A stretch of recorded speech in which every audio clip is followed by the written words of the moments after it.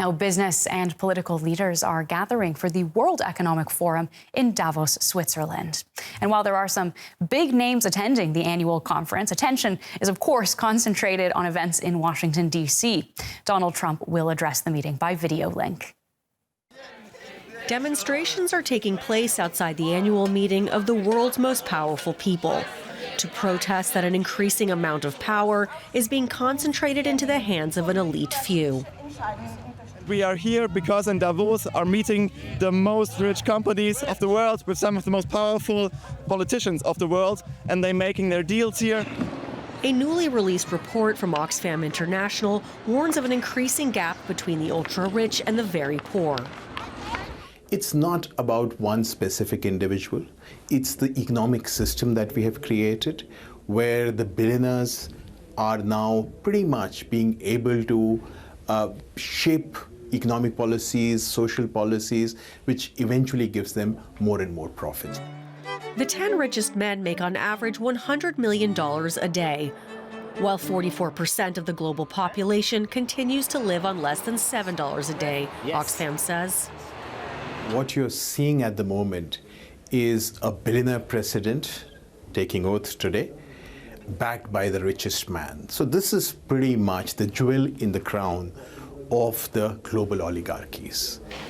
Inside the halls of the annual meeting, attendees known here as global shapers aim to foster discussion about the wealth cap and amplify the message outside. I think it's quite important that there's this diversity of young people in the different spaces to carry a message to the world. It's important for people to be raising awareness outside, but also to be in the rooms where decisions are made. Decisions made increasingly by a small group of billionaires like Donald Trump and his ally Elon Musk. They've pledged high tariffs on goods from China and Europe, to stall climate initiatives, and to back populists in Germany, the UK, and elsewhere.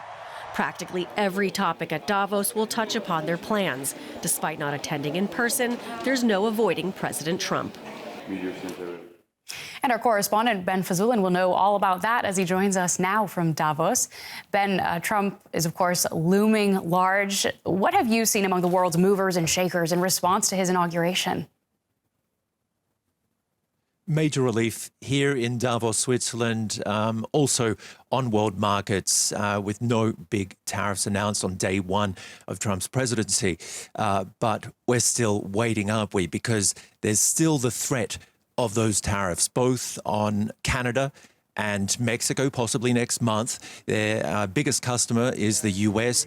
The car makers produce a lot in Mexico as well. The German giants calling on the European Commission to strike a deal with Trump. So Trump, the deal maker, is on everyone's lips here, possibly holding off on those tariffs for the time being because they could have backfired on US consumers, making imports pricier, also making manufacturing locally more expensive if those tariffs had applied to raw materials, for example. And there's still talk of a universal tariff at the moment. So there are jitters here, certainly, but also relief at this point in time.